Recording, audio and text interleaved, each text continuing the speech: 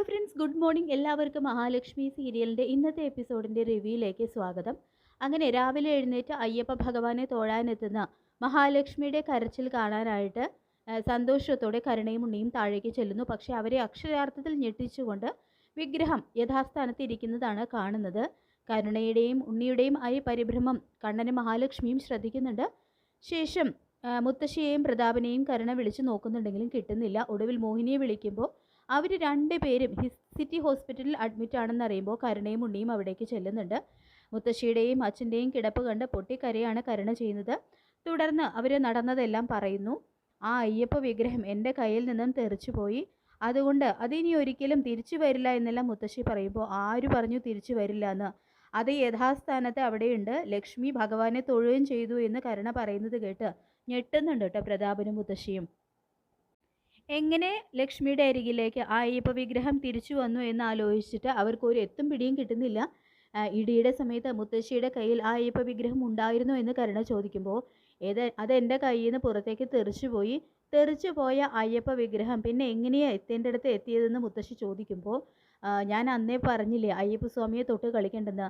അതൊരു സാധാരണ വിഗ്രഹമല്ല. അവർ പ്രാർത്ഥിച്ച് ആ വിഗ്രഹത്തിന് ജീവൻ വെപ്പിച്ചിട്ടുണ്ട്. ഇനി എന്തായാലും ദൈവത്തെ തൊട്ടുള്ള കളിക്ക് ഞാനില്ല എന്ന് പറയുന്നുണ്ട് ഉണ്ണി. ഇതേ സമയം അന്ന് കണ്ണൻ്റെ പിറന്നാളായ തൃക്കാർത്തിക ദിവസമാണ് കണ്ണനെയും അവൻ്റെ അച്ഛനെയും എൻ്റെ ടിപ്പറിലോടി ഞാൻ എടുപ്പിച്ചത്. ഇന്ന് അതേ തൃക്കാർത്തിക ദിവസം ഞാനിവിടെ കാലൊടിഞ്ഞ് ഹോസ്പിറ്റൽ ബെഡിൽ ചെയ്തതെല്ലാം തിരിഞ്ഞു കൊത്താണോ ദൈവമേ എന്നെല്ലാം മനസ്സിൽ പറയുന്നുണ്ട് കേട്ടോ പ്രതാപൻ. എന്തായാലും ആ അയ്യപ്പ വിഗ്രഹം എങ്ങനെ അവളുടെ കയ്യിലേക്ക് തന്നെ തിരിച്ചെത്തി എന്ന് ഞാൻ ആലോചിക്കുന്നത് എന്ന് കരുണ പറയുന്നുണ്ട്. നമ്മുടെ സിദ്ധിയായിട്ടുള്ള അമ്മ തന്നെയാണ് മഹിയുടെ ആ അയ്യപ്പ വിഗ്രഹം ആ പന്തലിൽ തിരികെ കൊണ്ടുവയ്ക്കുന്നത്. പിന്നീട് കാണിക്കുന്നത് കരുണയും ഉണ്ണിയും കമലേശ്വരത്ത് തിരികെ എത്തുന്നുണ്ട്. ഇതേ സമയമാണ് കണ്ണനും മഹാലക്ഷ്മിയും ട്രീറ്റ്മെൻറ്റിനായിട്ട് തോമസ് ഡോക്ടറുടെ ഹോസ്പിറ്റലിലേക്ക് പോകാനായിട്ട് തുടങ്ങുന്നത്. അപ്പോൾ ദുർഗയും അവരോടൊപ്പം നിൽക്കുന്നുണ്ട്. അപ്പോൾ കരുണയെയും ഉണ്ണിയും കാണുന്നതും എന്താ മോളുടെ മുഖം വല്ലാതിരിക്കുന്നതെന്ന് ദുർഗ ചോദിക്കുമ്പോൾ അത് പിന്നെ അച്ഛനും മുത്തശ്ശിക്കും ചെറിയൊരു ആക്സിഡൻറ്റ് പറ്റി ഹോസ്പിറ്റലിലാണെന്ന് ഫോൺ വന്നു, അപ്പോൾ ഞങ്ങൾ അങ്ങോട്ട് പോയി എന്നെല്ലാം കരുണ പറയുമ്പോൾ അത് കേട്ട് മഹിയും ഞെട്ടുന്നുണ്ട്. അവർക്ക് എന്താ പറ്റിയത് കരുണയെന്ന് മഹി ചോദിക്കുമ്പോൾ നീ കാരണമാണ് അവർക്ക് ഈ അപകടം ഉണ്ടായതെന്ന് കരുണ പറയുമ്പോൾ അങ്ങനെ മറ്റൊരാൾക്ക് ദോഷം വരുന്നതൊന്നും ഇയാൾ ചെയ്യില്ല എന്ന് മാത്രമല്ല അതിനെക്കുറിച്ച് ഇയാൾ ആലോചിക്കുക കൂടിയില്ല.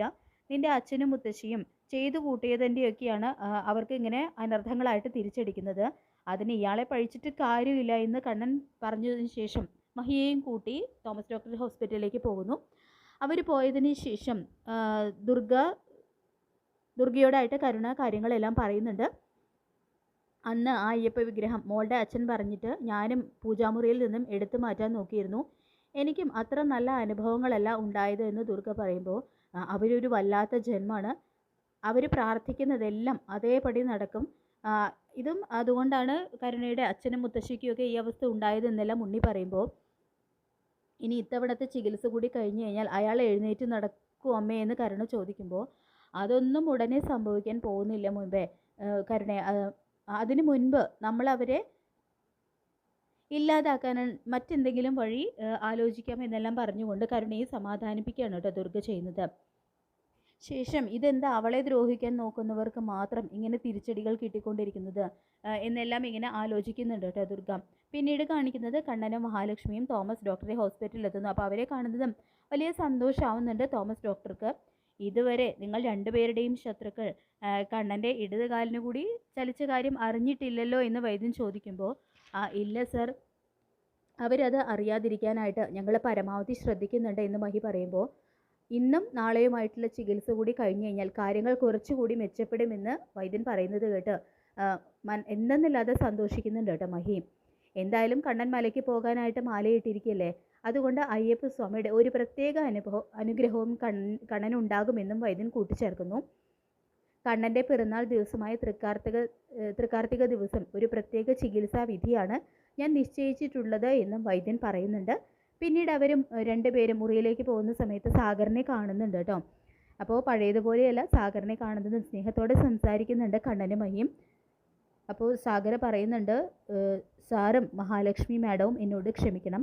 അന്ന് മേഘൻ പറഞ്ഞത് പ്രകാരമാണ് ഞാൻ നിങ്ങളോട് അങ്ങനെയൊക്കെ ചെയ്തത്. അന്ന് എനിക്ക് പണത്തിനോട് കുറച്ച് ആർത്തി കൂടുതലായിരുന്നു. അതിനുവേണ്ടി എന്തും ചെയ്യാനുള്ള ഒരു മാനസികാവസ്ഥയിലായിരുന്നു എന്നെല്ലാം സാഗർ തൻ്റെ തെറ്റുകൾ അവരുടെ മുന്നിൽ വീണ്ടും ഏറ്റുപറയുമ്പോൾ ഞങ്ങൾ രണ്ടുപേർക്കും ഇപ്പോൾ സാഗറിനോട് ഒരു നീരസവും ഇല്ല. സാഗർ മഞ്ജുവിനെ പൊന്നുപോലെ നോക്കും എന്നുള്ള കാര്യത്തിൽ ഞങ്ങൾ രണ്ടുപേർക്കും നല്ല ഉറപ്പുണ്ട്. മേഘൻ ചതിച്ചപ്പോൾ ഒരുപാട് വിഷമം അനുഭവിച്ചവളാണ് എൻ്റെ പെങ്ങൾ. അതുകൊണ്ട് സാഗർ കാരണം ഇനി ഒരിക്കലും അവളുടെ കണ്ണുകൾ നിറയാൻ പാടില്ല എന്ന് കണ്ണൻ പറയുമ്പോൾ സാറിന് എന്നെ വിശ്വസിക്കാം. എനിക്ക് ആയുസ്സുള്ളിടത്തോളം കാലം മഞ്ജുവിന് ഒന്നിനും ഒരു കുറവും ഉണ്ടാവില്ല എന്ന് സാഗർ വീണ്ടും പറയുന്നുണ്ട് കേട്ടോ അവരോട്.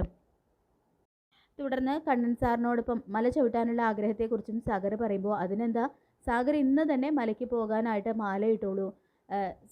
സാഗറിനും മാർക്കോയ്ക്കും ലോപ്പസിനോടൊപ്പം മല ചവിട്ടാനായിട്ട് എനിക്കും ആഗ്രഹമുള്ളൂ എന്ന് കണ്ണൻ പറയുന്നുണ്ട് കേട്ടോ. തുടർന്ന് അവർ കണ്ണൻ്റെ ട്രീറ്റ്മെൻറ്റിനെ കുറിച്ചും കണ്ണൻ സാറിന് ഇത്തവണത്തെ ചികിത്സ കൂടി കഴിഞ്ഞാൽ എഴുന്നേറ്റ് നടക്കാൻ കഴിയും എന്നുള്ള കാര്യങ്ങളും സാഗർ കണ്ണനോടായിട്ട് പറയുന്നുണ്ട്. ശേഷം കാണിക്കുന്നത് ദുർഗയ്ക്കാണെങ്കിൽ മഞ്ജുവിനെ കാണാനുള്ള ആഗ്രഹം തോന്നുന്നുണ്ട്. മേഘൻ ഒരു ചതിയൻ തന്നെയാണ്. ഇപ്പോൾ എന്തായാലും അവൻ കഞ്ചാവ് കേസിലും അകപ്പെട്ടിരിക്കുകയാണ്. അവൻ പോലീസ് കസ്റ്റഡിയിലാണ്. എന്തെങ്കിലും ഒരു തെളിവില്ലാതെ അവൻ എന്തായാലും പോലീസ് അറസ്റ്റ് ചെയ്യില്ലല്ലോ. ഇത്രയും കാലം അവനെ മാത്രം മനസ്സിലിട്ട് നടന്ന എൻ്റെ മോളെ അവൻ ചതിച്ചു. വിവാഹത്തിന് മുൻപ് സ്വന്തം ഭർത്താവിന് ഒരു കാമുകിയും അതിൽ ഒരു കുഞ്ഞും ഉണ്ടെന്നറിഞ്ഞാൽ ഒരു പെണ്ണിനും അത് സഹിക്കാൻ കഴിയില്ല. അതുകൊണ്ട് തന്നെ മഞ്ജു ചെയ്തതിൽ തെറ്റൊന്നും കാണുന്നില്ല. ഇപ്പോൾ എന്തായാലും അവളെ കാണാനുള്ള ഒരു ആഗ്രഹം വല്ലാതെ തന്നെ ദുർഗയുടെ മനസ്സിലുണ്ടാവുന്നുണ്ട്. അങ്ങനെ എല്ലാം മറന്ന് മഞ്ജുവിനെ കാണാനായിട്ട് ചെല്ലുന്നുണ്ട് കേട്ടോ ദുർഗ.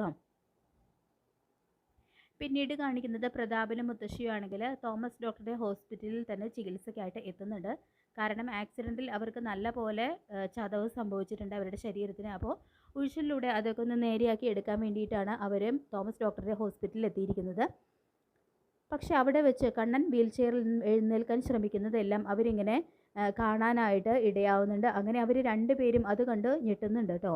ഇക്കാര്യം പ്രതാപൻ ഉടനെ തന്നെ കരുണയെ വിളിച്ചറിയിക്കുന്നു. അപ്പോൾ ആ ഒരു ഞെട്ടിക്കുന്ന വാർത്ത കേട്ട് മാനസിക നില തകർന്ന പോലെ ആവുന്നുണ്ട് കരുണയ്ക്ക്. എൻ്റെ കുഞ്ഞു പോയി, ഇപ്പോൾ അയാളുടെ കാലുകൾക്ക് ചലനശേഷി കിട്ടിയിരിക്കുന്നു. എൻ്റെ അച്ഛനും മുത്തശ്ശിയും ചികിത്സയ്ക്കായിട്ട് അവിടേക്ക് പോയില്ലായിരുന്നെങ്കിൽ നമ്മളിത് ഒരിക്കലും അറിയുമായിരുന്നില്ല. നമ്മളെല്ലാവരെയും അവർ മണ്ടന്മാരാക്കുമായിരുന്നു. എന്നിട്ട് എപ്പോഴും തിരിച്ചടികൾ കിട്ടുന്നത് നമുക്ക് മാത്രമാണ്. ഇനി എനിക്ക് ജീവിക്കാനായിട്ട് തോന്നുന്നില്ല, ഇനി ജീവിച്ചിരുന്നിട്ട് ഒരു കാര്യവുമില്ല എന്ന് പറഞ്ഞുകൊണ്ട് ആത്മഹത്യയ്ക്ക് എല്ലാം തകർന്നവളെ പോലെ ആത്മഹത്യയ്ക്ക് ഒരുങ്ങുകയാണ് കരുണ ചെയ്യുന്നത്. അങ്ങനെ മഹാലക്ഷ്മി സീരിയലിൻ്റെ ലേറ്റസ്റ്റ് എപ്പിസോഡിനായിട്ട് നമുക്ക് കാത്തിരിക്കാം. ഈ റിവ്യൂ ഇഷ്ടപ്പെട്ടെങ്കിൽ ലൈക്ക് ചെയ്യുക, ചാനൽ കൂടി ഒന്ന് സബ്സ്ക്രൈബ് ചെയ്ത് സപ്പോർട്ട് ചെയ്യുക. താങ്ക്